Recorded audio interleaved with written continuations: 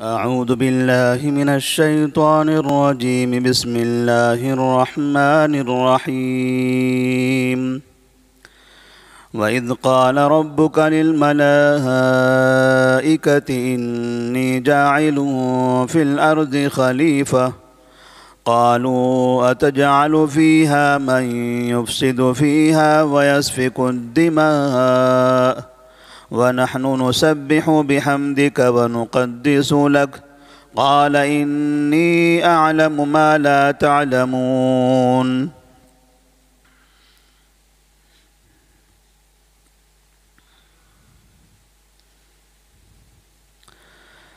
اللہ تبارک و تعالیٰ نے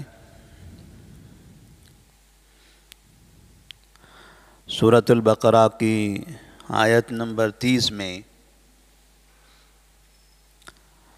انسانوں کی ابتدا کا تذکرہ فرمایا ہے. اس سے پہلے کی آیات میں انسانوں کی قسمیں بیان کی گئی تھی کہ انسان 3 طرح کے ہیں، ایک مومن، دوسرے کافر اور تیسرے منافق، اور ہر ایک کا انجام، ہر ایک کی عادتیں، ان کی اخلاق بتائے گئے تھے.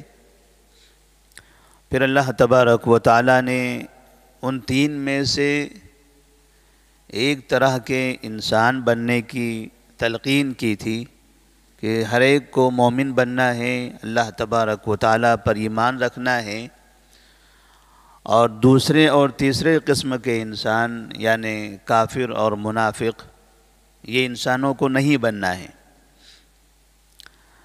اس کے بعد پہلی مرتبہ یہاں پر قرآن مجید کی ابتدا میں سب سے پہلے انسان آدم علیہ السلام کی پیدائش کی طرف اشارہ کیا جا رہا ہے.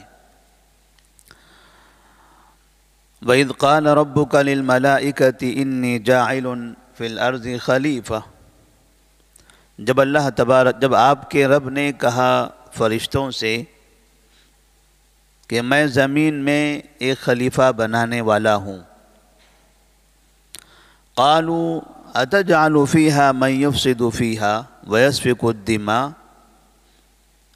فرشتوں نے کہا اے ہمارے رب، کیا تو اس میں ایسی قوم کو، ایسے شخص کو پیدا کرنا چاہتا ہے جو زمین میں فساد برپا کریں گے اور ایک دوسرے کا خون بہائیں گے. وَنَحْنُ نُسَبِّحُ بِحَمْدِكَ وَنُقَدِّسُ لَكَ، حالانکہ ہم تیری تسبیح بیان کرتے ہیں، تیرا تقدس، تیری تعریف کرتے ہیں اور تیری پاکی بیان کرتے ہیں. قَالَ إِنِّي أَعْلَمُ مَا لَا تَعْلَمُونَ، تو اللہ تبارک و تعالیٰ نے کہا بے شک میں وہ چیزیں جانتا ہوں جو تم نہیں جانتے. یہ ایک مختصر سا مکالمہ ہے اللہ تبارک و تعالیٰ اور فرشتوں کے درمیان کا. اس آیت میں فرشتوں کا تذکرہ بھی پہلی مرتبہ آیا. ابھی تک کہ سورہ بقرہ کی 30 آیتیں گزر چکی ہیں تو ان میں فرشتوں کا ذکر نہیں آیا تھا. یہاں اللہ تبارک و تعالیٰ جب انسانوں کی پیدائش کا ذکر فرما رہا ہے تو فرشتے کہہ رہے ہیں کہ تو زمین میں ایسے لوگوں کو پیدا کرنا چاہتا ہے جو زمین میں فساد برپا کریں گے، خون بہائیں گے. تو فرشتوں کا یہ کہنا اس بات کی علامت ہے کہ انسانوں سے پہلے فرشتے موجود تھے.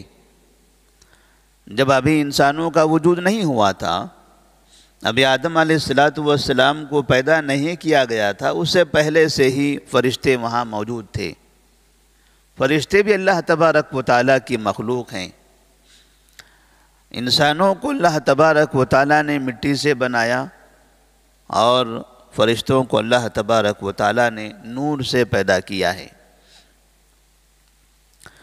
فرشتوں نے جب کہا تھا کیا ایسے لوگوں کو تو پیدا کرنا چاہتا ہے جو زمین میں فساد برپا کریں گے اور خون بہائیں گے؟ ابھی تو انسان پیدا ہی نہیں ہوا. وہ دنیا میں گیا بھی نہیں، زمین پر اترا بھی نہیں، اور کیسے فرشتوں نے یہ بات کہہ دی؟ کیا اللہ تبارک و تعالیٰ کو یہ نہیں پتہ ہے کہ انسان زمین میں فساد برپا کریں گے؟ حقیقت میں انسانوں کی پیدائش سے پہلے ہی، جیسا کہ بعض روایتوں میں ہے کہ اللہ تبارک و تعالیٰ نے خود ہی بتایا تھا فرشتوں سے کہ انسان دنیا کے اندر ایک دوسرے کا خون بہائیں گے، فساد برپا کریں گے۔ اسی خبر کے اعتبار سے فرشتوں نے کہا تھا کہ کیا تو ایسے لوگوں کو پیدا کرنا چاہتا ہے جو فساد برپا کریں گے؟ ایسا نہیں ہے کہ فرشتے عالم الغیب تھے، فرشتوں کو یہ بات خود سے نہیں معلوم تھی، اللہ تبارک و تعالیٰ نے خود ہی بیان کیا تھا۔ بعض روایتوں میں بعض مفسرین لکھتے ہیں کہ زمین میں اس سے پہلے ایک مخلوق ہوا کرتی تھی، ان کا آپسی رویہ اس طرح سے تھا کہ وہ ایک دوسرے کا خون بہاتے تھے، فساد برپا کرتے تھے۔ انہی کو مد نظر رکھتے ہوئے اللہ تبارک و تعالیٰ سے انہوں نے انسانوں کے بارے میں بھی کہہ دیا۔ اور اللہ تبارک و تعالیٰ جب کہتا ہے کہ میں زمین میں خلیفہ بنانا چاہتا ہوں، تو خلیفہ کا مطلب اللہ تبارک و تعالیٰ کا کوئی نائب نہیں ہے۔ خلیفہ کا مطلب یہاں پر یہ ہوا کہ دنیا کے اندر ایسے انسانوں کو ہم پیدا کریں گے جو ایک دوسرے کی نسل سے ہوں گے، اور نسل در نسل اپنے سابقہ لوگوں کے تابع ہوں گے، سابقہ لوگوں کے نقش قدم پر چلیں گے، حکومتیں سنبھالیں گے۔ اسی طرح سے دین کی دعوتیں بھی اپنے پہلے کے لوگوں سے سیکھ کر بعد کے لوگوں تک پہنچائیں گے۔ یہ اس طرح سے ایک دوسرے کی مدد اور تعاون کرتے ہوئے سلسلے وار دنیا کے اندر اللہ تبارک و تعالیٰ کا نظام چلاتے رہیں گے، اللہ تبارک و تعالیٰ کی عبادتوں کو، اس کی شریعت کو عام کرتے رہیں گے، اور ایسا ہی ہو رہا ہے۔ آدم علیہ السلام کو اللہ تبارک و تعالیٰ نے توحید دی تھی، وہ ایک موحد تھے، اللہ تبارک و تعالیٰ کی عبادت کرتے تھے۔ اس وقت سے لے کر آج تک بھی کئی نسلیں گزر چکی ہیں، اللہ تبارک و تعالیٰ کی توحید کا پیغام دنیا میں عام ہو رہا ہے۔ وہاں سے لے کر کئی نسلیں گزر چکی، ہر آنے والی نسلوں نے اپنے پہلے کے لوگوں سے سیکھا، ہم نے بھی اپنے بڑوں سے سیکھا، علماء اکرام سے سیکھا، اور آج ہم اپنے بعد والوں تک توحید کا پیغام، اللہ تبارک و تعالیٰ کی عبادت کا طریقہ ہم کر رہے ہیں۔ فرشتوں نے جب یہ کہا تھا کہ کیا تو ایسے لوگوں کو پیدا کرنا چاہتا ہے جو زمین میں فساد برپا کریں گے، یہ حقیقت میں اعتراض نہیں تھا، یہ اللہ تبارک و تعالیٰ کے انسانوں کو پیدا کرنے پر اعتراض نہیں تھا، بلکہ فرشتے یہ چاہتے تھے کہ آخر ان کے پیدا کرنے کی حکمت کیا ہے، تو کیا چاہتا ہے ان کو پیدا کر کے، اس کے پیچھے راز کیا ہے۔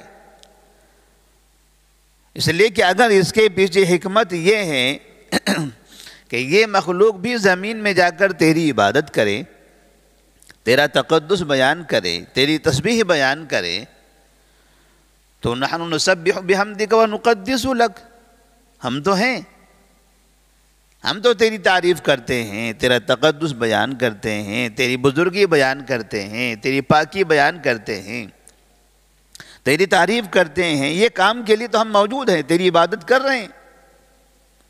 تو اللہ تبارک و تعالیٰ فرماتے ہیں انی اعلم ما لا تعلمون، میں وہ جانتا ہوں جو تم نہیں جانتے۔ اللہ تبارک و تعالیٰ نے یہاں پر فرشتوں کے علم کی نفی کر دی، یہاں یہ ثابت کر دیا کہ کائنات میں اگر کوئی عالم الغیب ہے، غیب کا جاننے والا ہے، تو وہ صرف اللہ تبارک و تعالیٰ ہے۔ فرشتے اس مقام پر پہنچنے کے بعد بھی، اللہ سے ہم کلام ہونے کے باوجود بھی، اللہ کے مقرب ہونے کے باوجود بھی، وہ کائنات کے عالم الغیب نہیں ہیں۔ جب وہ مقرب فرشتے عالم الغیب نہیں ہیں تو پھر دوسرا کون ہے جو عالم الغیب ہو سکتا ہے؟ اس طرح سے یہاں سے یہ بھی ثابت ہوا کہ عالم الغیب صرف اور صرف اللہ تبارک و تعالیٰ ہے۔ اللہ تبارک و تعالیٰ نے آدم علیہ السلام کی پیدائش کر دی، آدم علیہ السلام کو بنایا۔ اس کے بعد فرشتوں کے سامنے جو مکالمہ ہوا آدم علیہ السلام کا اور فرشتوں کا، اور اس طرح سے ان کو پیدا کرنے کے بعد فرشتوں کے سامنے پیش کیا، اللہ تبارک و تعالیٰ کہتے ہیں وَعَلَّمَ آدَمَ الْأَسْمَاءَ كُلَّهَا، اللہ تبارک و تعالیٰ نے آدم علیہ السلام کو تمام چیزوں کے نام بتا دیے، ایک ایک چیز ان کے سامنے رکھی گئی، اس کا نام بتایا گیا۔ تقریباً بہت سی چیزیں ان کے سامنے آنے کے بعد جب ان کے ناموں کی پہچان ہو گئی، ثم عرضهم علی الملائکہ، پھر یہی چیزیں اللہ تبارک و تعالیٰ نے فرشتوں کے سامنے پیش کر دی۔ فقال انبئونی باسماء ہؤلاء، ان چیزوں کے آپ نام بتاؤ، ان کنتم صادقین، اگر تم سچے ہو اپنے اس دعوے میں، تم نے کہا کہ ہم کافی ہیں، یہ فساد برپا کریں گے، یہ خون بہائیں گے، انہیں پیدا کرنے کی کیا ضرورت ہے، تسبیح تو ہم بیان کر رہے ہیں، عبادت تو ہم کر ہی رہے ہیں۔ اللہ نے کہا تھا انی اعلم ما لا تعلمون، ان کو پیدا کرنے کے پیچھے بہت بڑی حکمت ہے۔ کائنات میں یہ لوگ ان کے اندر بھی انبیاء ہوں گے، شہداء ہوں گے، صالحین ہوں گے، بڑے بڑے اچھے انسان ہوں گے ان کے درمیان میں بھی، اور علم کے اندر، علم کے اعتبار سے یہ لوگ بھی اعلیٰ مقام پر فائز ہوں گے۔ اور ابھی امتحان ہو جائے، آدم علیہ السلام کو اللہ نے جب چند نام سکھا دیے، وہی چیزیں فرشتوں کے سامنے اللہ تبارک و تعالیٰ نے پیش کر دیا اور کہا انبئونی باسماء ہؤلاء، آپ مجھے ان کے نام بتائیے۔ قالوا سبحانک لا علم لنا الا ما علمتنا انک انت العلیم الحکیم، تو فرشتوں نے کہا اے اللہ تیری ذات پاک ہے، لا علم لنا، ہمارے پاس کوئی علم نہیں ہے، الا ما علمتنا، سوائے اس کے جو تو نے ہم کو سکھا دیا ہے، انک انت العلیم الحکیم، بے شک تو جاننے والا ہے، حکمت والا ہے، تو ہی جانتا ہے کائنات کی چیزیں، کائنات کو چلانے میں تو ہی حکیم ہے، کس کو کب پیدا کرنا ہے، کیوں پیدا کرنا ہے، وہ تو ہی بہتر جاننے والا ہے۔ فرشتوں نے بھی باقاعدہ اپنی زبان سے یہ کہہ دیا لا علم لنا الا ما علمتنا، ہمارے پاس بھی جو علم ہے وہ تیرا ہی دیا ہوا ہے، تو نے جو ہمیں علم دیا ہے وہ ہمارے پاس موجود ہے، ہماری اپنی جانب سے، اپنی طرف سے کوئی ہمارے پاس علم نہیں ہے۔ فرشتوں کا باقاعدہ یہ اعلان تھا، ایک عقیدہ تھا، جس طرح سے اللہ تبارک و تعالیٰ نے ابتدا میں یا ایھا الناس اعبدوا ربکم الذی خلقکم کہہ کر باقاعدہ توحید کی دعوت دی کہ اپنے اس رب کی عبادت کرو جس نے تم کو پیدا کیا ہے۔ یہاں پر اللہ تبارک و تعالیٰ یہ بتا رہے ہیں کہ کائنات کا عالم الغیب اللہ تبارک و تعالیٰ ہے، وہ ساری چیزوں کو جاننے والا ہے، اس سے کوئی چیز مخفی نہیں ہے۔ اگر یہ قدرت، یہ قوت آپ کسی دوسروں کے اندر ثابت کرنا چاہو گے، کسی انسان میں یا کسی فرشتے میں، تو آپ کا راستہ غلط ہو جائے گا، کیونکہ فرشتوں کو اگر تم عالم الغیب ثابت کرنا چاہ رہے ہو تو فرشتوں کی یہ بات سن لیجئے، وہ کہہ رہے ہیں لا علم لنا الا ما علمتنا، ہمارے پاس وہی علم ہے جو تو نے سکھایا ہے، انک انت العلیم الحکیم۔ فرشتوں نے ان چیزوں کے نام نہیں بتائے، اللہ تبارک و تعالیٰ نے ان کے سامنے آدم علیہ السلام سے کہا قال یا آدم انبئہم باسمائہم، اے آدم ان فرشتوں کے سامنے آپ ان چیزوں کے نام بتا دیجئے۔ فلما انبأہم باسمائہم، جب آدم علیہ السلام نے ان چیزوں کے انہیں نام بتا دیے، قال الم اقل لکم انی اعلم غیب السماوات والارض، تو اللہ تبارک و تعالیٰ نے کہا کیا میں تمہیں نہیں کہتا تھا کہ میں آسمان اور زمین کا غیب جاننے والا ہوں۔ وَأَعْلَمُ مَا تُبْدُونَ وَمَا كُنْتُمْ تَكْتُمُونَ، اور میں وہ تمام چیزیں جانتا ہوں جو تم ظاہر کرتے ہو اور جو تم چھپاتے ہو۔ جو ظاہر ہے وہ بھی جانتا ہوں، جو تمہارے دلوں کے اندر ہے وہ بھی جانتا ہوں۔ اللہ تبارک و تعالیٰ نے یہاں حکمت واضح کر دی کہ انسانوں کو پیدا کرنے کی بڑی حکمت یہ ہے کہ وہ علم میں فوقیت حاصل کریں گے، وہ کائنات کے بارے میں، دنیا کی حقانیت کے بارے میں، دین کے بارے میں، اپنے رب کے بارے میں، اس ساری چیزوں کے بارے میں وہ علم کے اندر ایک بڑے مقام تک پہنچیں گے۔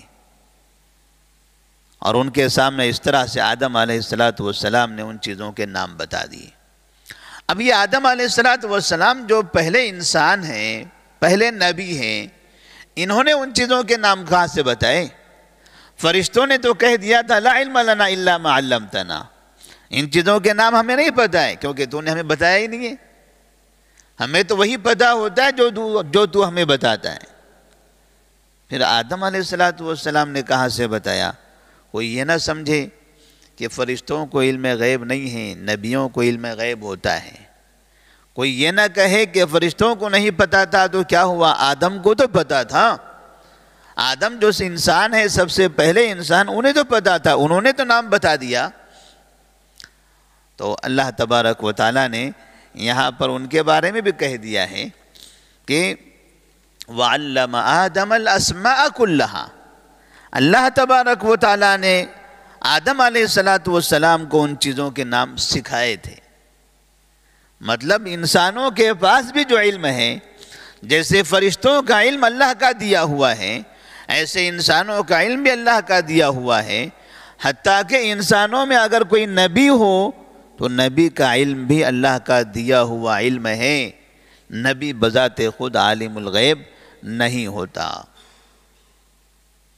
اللہ تبارک و تعالیٰ سے دعا ہے کہ اللہ تبارک و تعالیٰ ہمیں ان مسائل کو سمجھنے کی توفیق عطا فرمائے، اور علم غیب کا جو عقیدہ ہے کہ اللہ تبارک و تعالیٰ ہی عالم الغیب ہے، کائنات میں اس کے علاوہ کوئی عالم الغیب نہیں، یہ عقیدہ، اس عقیدے پر بھی ہم تمام کو ثابت قدم فرمائے۔